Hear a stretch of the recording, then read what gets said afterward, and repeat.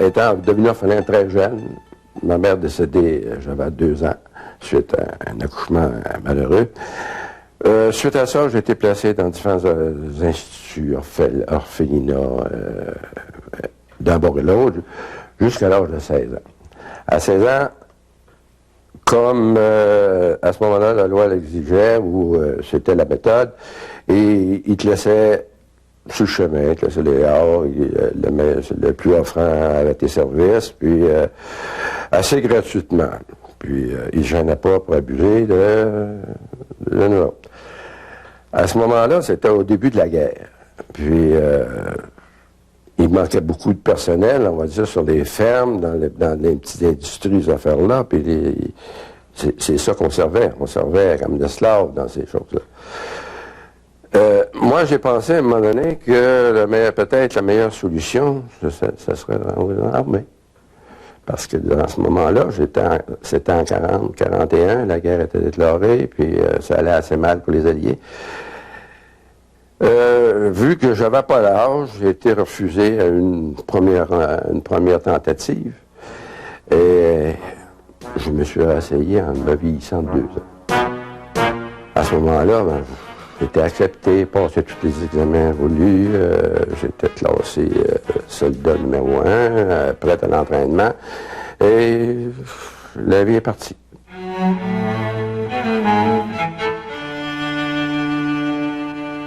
Je fais le débarquement de Normandie, comme je disais, en 2e vague.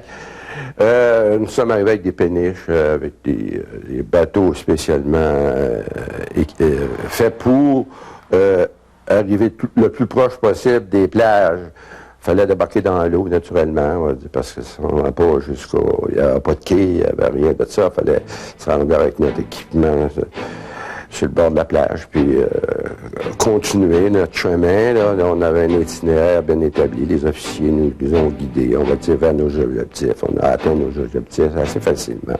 Le 19 de juin, ça a été la journée de départ. On a traversé Caen, on a pris Caen, il y avait eu des gros bombardements sur la ville. Puis, on est parti le 19 après-midi. Le soir, on devait souper, on n'a pas soupé, on a pris nos positions, on a marché toute la nuit au sud de Caen. On s'est installé dans des champs, la ville s'appelle IFS. On s'est installé là, c'est un terrain qui est très calcaire, rocheux, cette affaire-là, il a fallu se faire des tranchées là-dedans. Parce qu'on devait faire l'attaque devait se faire au début de la journée du 20. Puis, pour une raison ou une autre, ça s'est fait dans l'après-midi. Puis c'était une journée extrêmement chaude. À ce moment-là, les officiers nous avaient permis, avant de faire l'attaque, d'enlever une partie de notre équipement, aller le plus légèrement possible. On était tout fiers de ça, mais l'expérience, on va dire, on ne l'avait pas encore vécue. Dans l'après-midi, on a commencé l'attaque. On avait un objectif qui était un village de Verrières qui, avant, fallait occuper deux énormes fermes qui étaient entre nos positions et la ville de Verrières. Les objectifs ont été pris, on va dire, on a pris les fermes Beauvoir et Trotterbal, et on s'en allait vers la direction de Verrières, qui est à peu près, je dirais, 1000.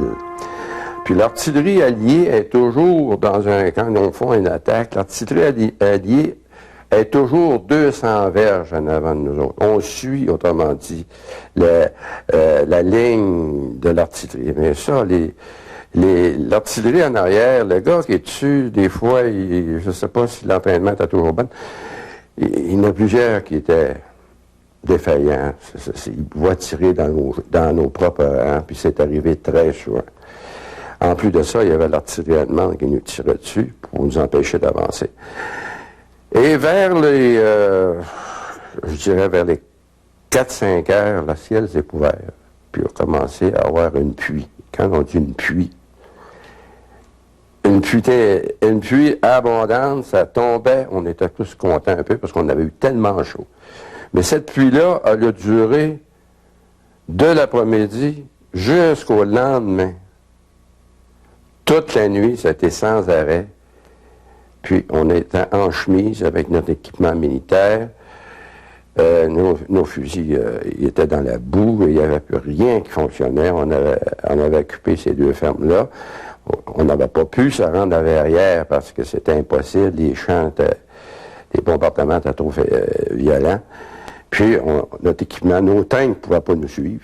On était seuls. Autrement dit, le régiment d'infanterie était seul dans ces champs de blé-là. Rendu aux fermes, le blé n'avait pas été coupé. À ce moment-là, on était invisible pratiquement de un à l'autre dans le champ. On a attendu pour avoir de l'aide pour des régiments de tanks. Il n'y avait rien qui venait, on va dire. On avait des signalaires qui envoyaient des messages. Les signalaires ne revenaient pas. On avait un sans-Félix que son système avait été brisé. On va dire, il y a eu une balle dedans qui était brisée. Il y en a un qui s'était fait tuer. Il n'y avait plus rien qui fonctionnait. On n'avait pas mangé depuis la veille, puis là, il n'était pas question de manger, là, on n'avait pas de ration. On a passé la nuit là, dans la boue, on était quelqu'un se roule dans la boue, on était à ça. Quand on a vu que les Allemands nous faisaient une attaque, moi, j'ai voulu rejoindre mon tranchée pour retrouver mon camarade. Là, il y a un mitrailleur sur un tank qui m'a vu, il a vu grouiller le blé. Il a déchargé son chargeur sur moi, tout le long. Moi, je m'en allais par là, que je devais m'en aller là, mais en dernier, j'étais rendu là, parce que je chantais les balles, il me suivait avec la mitrailleuse. Ça me passait sur le dos, je les sentais, je chantais ça à chaleur qui me passait sur le dos, puis ça me faisait rentrer par en dedans. J'ai pas été atteint, je me demande pourquoi, là, on va dire, à un moment donné, lui, il a arrêté. On va dire, son chargeur était probablement vide, il a arrêté de tirer sur moi.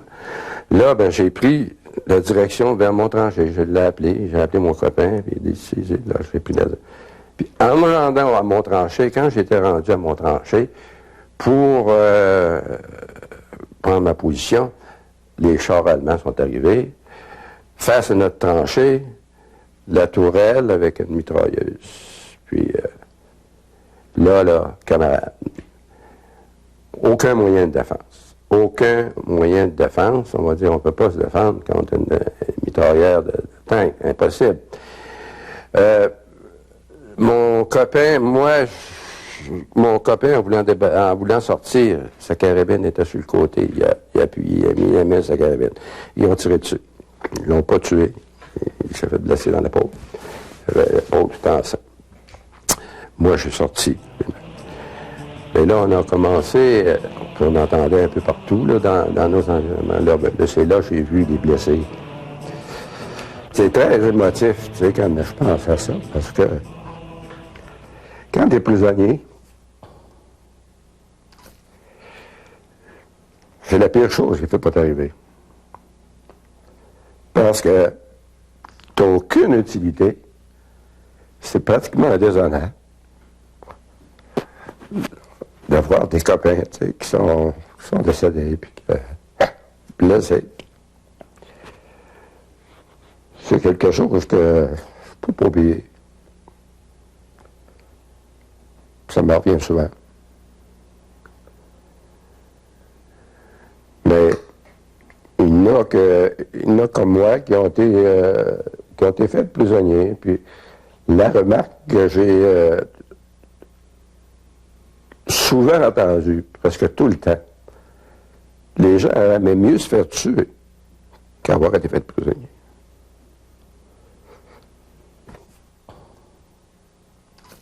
C'est pas un déshonneur comme tel, c'est de l'impuissance. Puis,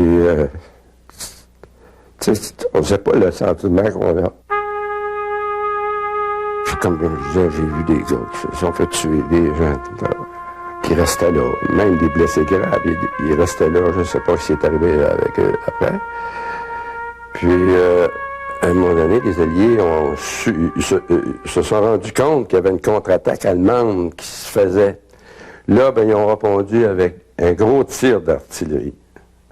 Ils ne pouvaient pas tellement envoyer des avions parce qu'il faisait trop mauvais. C'était nuageux, puis tout ça. Ils ne pouvaient pas envoyer des avions. Et là, ils ont répondu avec un gros tir d'artillerie qui, à ce moment-là, moi, j'avais, avec on transportait un blessé. Puis, on était dans le chemin, puis pour pas, les Allemands, ils partaient tous se cacher, on va dire, se mettre à l'abri d'artillerie. Nous, on a fait, on n'avait pas grand place à se cacher, on va dire, on a pris notre blessé, on l'a mis dans le fossé. Il y avait un genre de fossé, on l'a placé là. Puis là, on a tout parti se cacher d'un bord et l'autre. Moi, ce que j'ai fait, on va dire, peut-être que je ne le referai pas aujourd'hui, là, mais sur l'autre côté de la rue, il y avait une maison, un genre de garage. Il y avait un tank à l'intérieur. Je suis parti, puis je me suis caché en dessous du tank. Je suis rentré là, il y avait déjà des Allemands en dessous de ce tank-là, puis il y en a d'autres qui ont rentré après moi. Je pense qu'on a tous été aussi surpris un que l'autre, que les Allemands ont dit, qu'est-ce que tu fais là? Moi, puis là, on dit, tu te viens? Puis là, ben, je leur ai dit que j'étais Canadien, puis c'est là qu'ils m'ont dit, le Canadien, qu'est-ce qu'ils viennent faire ici? En fin de compte, j'ai pas été craintif. Je n'ai pas été craintif parce que je pense qu'avoir resté une heure avec les autres, peut-être, ça aurait été différent, là, mais le temps était assez court on a sorti de là, puis là, ben, j'ai commencé ma vie de prisonnier. Là, il y a eu un rassemblement à Falaise, puis là, on est parti vers Arlançon. Ça, c'est à environ pas loin de 100 km. C'est peut-être 75 km de Falaise. Ça, on a fait ça à pied. On est parti, on a marché là, toute la nuit, le lendemain, là, pour se rendre au camp de concentration. C'était un camp de rassemblement de tous les prisonniers de la Normandie, de Bretagne, peut-être, là, je sais pas, là. Il y avait énormément de prisonniers là-dedans. On a marché jusque-là. On était escortés par des petits jeunes SS. Quand ils parlent des SS de l'armée allemande, ils donnaient ça, ils faisaient faire ces jobs-là par des jeunes de 12, 14, 15 ans, avec des mitraillettes. Puis ça, ces petits jeunes-là, c'était ce qu'il y avait de plus dangereux au monde. Il ne fallait pas lever le petit doigt. Il ne fallait pas parler. Il fallait absolument. Tu sais, comme. Il tuerait. Et aussitôt que quelqu'un, il faisait pas directement, il tirait dessus. Parce qu'à ce moment-là, on n'était pas encore enregistré comme prisonnier de guerre. Il pouvait se débarrasser de toi assez facilement. Tu sais. À Chartres, là, ils nous ont embarqués dans des trains. C'était des trains d'animaux, les boscards. Puis les boscards, là-bas, sont beaucoup plus petits qu'ici. C'est pas des grands chars marchandises, là. Ils sont pas aussi grands qu'ici. C'est quasiment la moitié d'ici. On était à 50 par boscard. Bon, on n'avait pas... de Chartres, ils nous emmenaient en Allemagne. Pour faire ce voyage-là, là, ça a pris 10 jours. Les gens, quand on est rentré dans le char, là, on se reconnaissait. Puis quand on est sorti au bout du jour, on ne se reconnaissait plus. On était blêmes, les draps. On n'avait pas mangé. Une croûte de pain de temps en temps. Il fallait faire nos besoins dans une chaudière au milieu de la place. Quand il arrivait, des fois, on avait de l'eau. Une chaudière d'eau, une canne, puis là, on se passait ça. Mais 10 jours de temps. On sortit de là, personne ne se reconnaissait. On n'a pas sorti de là. Du Stalag 12A, on a été transféré au Stalag 8B en Pologne, qui est situé en Haute-Silésie, milieu industriel où il y a beaucoup de mines de charbon. Il fallait faire le travail qu'on avait à faire. Sans ça, on ne sortait pas de la mine. Nous, on finissait le matin notre travail habituellement. En sortant, bon, on accrochait notre lampe, il y avait la place, on allait prendre nos douches, il y avait des douches. Là, Il y avait une chose de bon, il y avait du charbon pour chauffer l'eau, on va dire c'était pas si mal. Puis là, on avait notre distribution de rations pour la journée. Pour ça, on avait un bol de soupe par jour. On avait une portion de pommes de terre de 450 grammes. On avait un pain, 1 kilo de pain qui était divisé en 4. Les parts, il fallait qu'ils soient le plus égal possible. On avait chacun notre journée pour choisir nos morceaux. Parce qu'un pain, des fois, il n'est plus un bar que l'autre. Il était coupé en 4. Aujourd'hui, c'est toi qui choisis ton pain, ton morceau, tu choisis le plus gros, puis demain, ben, tu seras le deuxième, puis ainsi de suite, on va dire, pour avoir le plus de justice possible. Puis le plus difficile, on va dire, comme prisonnier de guerre, c'est la fin. J'ai été peut-être 6 mois à la mine de charbon à travailler. Au mois de janvier, vu l'attaque russe de l'Est qui approchait de ce secteur-là, on a dû évacuer. Ils nous ont fait évacuer les lieux. À 6 heures du matin, en sortant de la mine de charbon, on avait travaillé toute la nuit, en sortant de la mine de charbon, on arrive au camp, on a eu l'ordre de prendre tout ce qu'on avait, ça veut dire une couverte qu'on avait, nos manteaux, pas grand-chose, prendre nos petites affaires, puis on partait, on libérait la place. On s'en allait sur le chemin. Puis en Sinésie, il fait très, très froid. C'est des plaines. Le vent est abondant, une petite neige, puis très, très froid.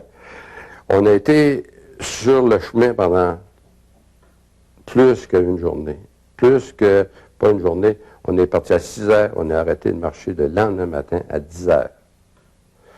Les gens, il y a beaucoup de personnes qui n'ont pas pu faire, ils n'ont pas pu compléter la première journée même. Dû au fait qu'en marchant sur les chemins, il y avait les tanks, il y avait les véhicules militaires qui glaçaient les chemins. Puis quand tu as des bottines en cuir qui sont beaucoup usées, tu marches sur un chemin glacé ou une neige glacée, tu glisses, puis tu te fais des crampes un peu partout dans la laine. Cette mine de charbon-là, au moment du 7 de janvier 1945, nous étions 460. On était 500 au début, là on était à 460, pour quelle raison. Et il y en a qui étaient partis, je ne sais pas, là. Puis, là, nous avons marché, on va dire, du 21 janvier au 24 avril, dans des conditions qui ont appelé, on va dire, la marche de la mort, dans des conditions assez difficiles. Puis là, j'ai perdu d'autres compagnons qui ne pouvaient pas résister, on va dire, au froid, à la misère, à la marche. Pas de nourriture. La nourriture, on va dire, sur la marche, il ne fallait pas penser à ça. Quand ça arrivait, c'était un pain pour 20 prisonniers. Ça veut dire que ça représentait à peu près une tranche de pain. Il n'y avait pas d'autre chose. C'était ça, il n'y avait pas d'autre chose. Il y avait une tranche de pain, puis on ne l'avait pas tous les jours. On l'avait des fois 2-3 jours. Puis, il fallait avoir une résistance terrible pour pouvoir passer à travers ces jours-là. On marchait toute la journée. Le soir, on couchait dans des fermes. Des fermes en Allemagne, on a passé en Pologne, on a traversé une partie de la Tchécoslovaquie. On couchait dans des fermes ou dans des vieux bâtiments abandonnés. Quand on était dans des fermes, c'était pas si mal parce que des fois, il y avait de la paille qui pouvait nous réchauffer un peu. On est arrivé une journée sur un fermier, puis on devait s'installer dans la ferme, on va dire. On montait toujours les prisonniers, il y avait toujours ceux qui étaient en charge de nous autres, ils prenaient les meilleures places en arrivant, nous autres, on prenait ce qui restait. Il était en train de servir ses cochons. Il y avait un dallo pour le manger des cochons, puis il avait fait cuire des patates. des petites patates qui servent pour la semence, affaire-là. Là. Il avait fait cuire ça, lui, puis il donnait ça aux cochons. Mais les cochons n'ont jamais mangé ces patates-là, la journée-là. Là.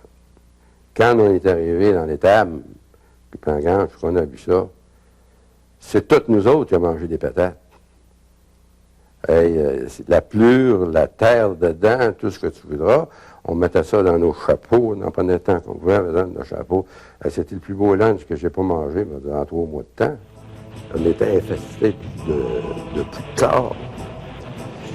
Puis, les poux de corps, ça n'arrête pas, ça gèle pas. T'es dehors, puis ça va te piquer. Il va faire le 20 sous 0, ça pique. C'est actif. Puis une journée, on était arrivé dans une grange, comme ça. Puis des Anglais, on avait des Anglais qui parlaient allemand, qui étaient plutôt nos interprètes vis-à-vis les gardes allemands. Puis eux, quand il y avait une place qu'on devait arrêter, ils spottaient les meilleures places. Habituellement, c'était en bas, là, proche, ils se mettaient du foin, puis ils se couchaient dans le foin, puis ils s'organisaient. Puis nous autres, on prenait le restant. Puis nous autres, on était pas du temps en haut dans le grenier, là. Il y avait des... On était 4-5 ans, on dit des mots, 10 Anglais. On va lui payer la traite.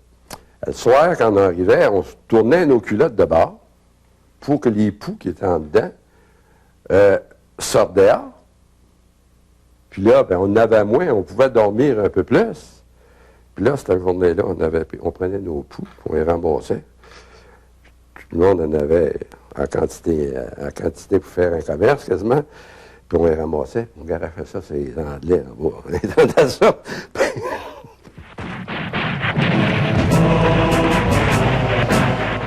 Les Russes, ils n'étaient pas couverts par la Convention de Genève, la Croix-Rouge. Ils étaient peut-être beaucoup plus maltraités que nous autres. Comme les Allemands qui étaient en Russie, ils devaient subir des sorts.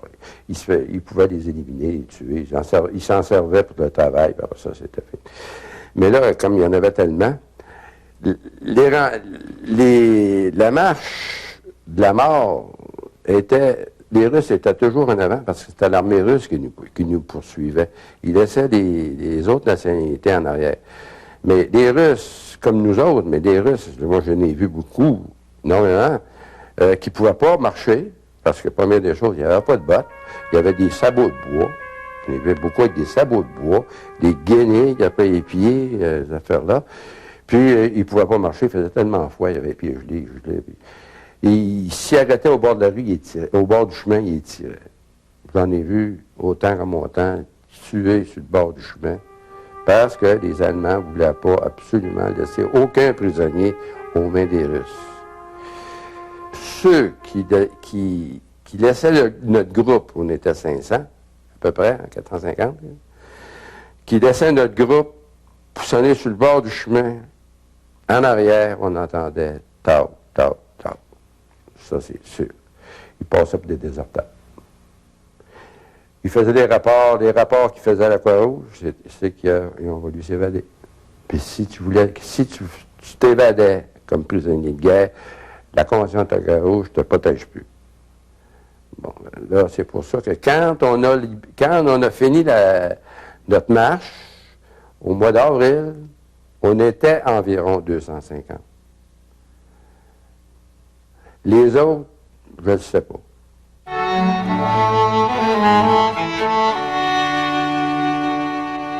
J'avais hâte que ça finisse.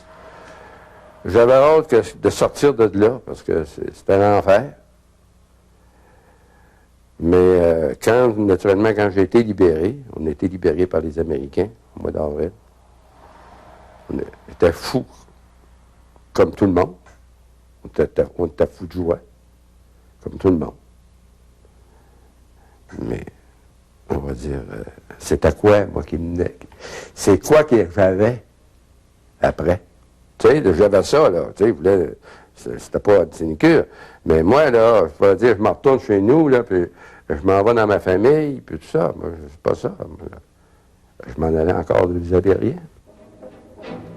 Quand je suis sorti de l'armée, moi, je perdais mes cartes encore. Je perdais mes amis. Mais là, j'étais rendu assez vieux pour faire la part des choses. Quand je me suis fait faire prisonnier, quand j'ai été fait prisonnier,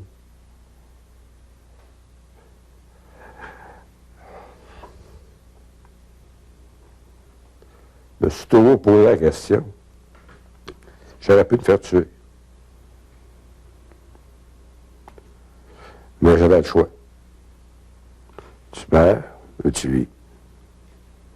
Si je fais un geste, je meurs. Puis ça n'aurait pas aidé personne. Je ne pouvais pas aider ceux qui étaient morts, je ne pouvais pas aider ceux qui étaient blessés. Aller les rejoindre, ça va donner quoi? On va dire. Le sort était tiré, là.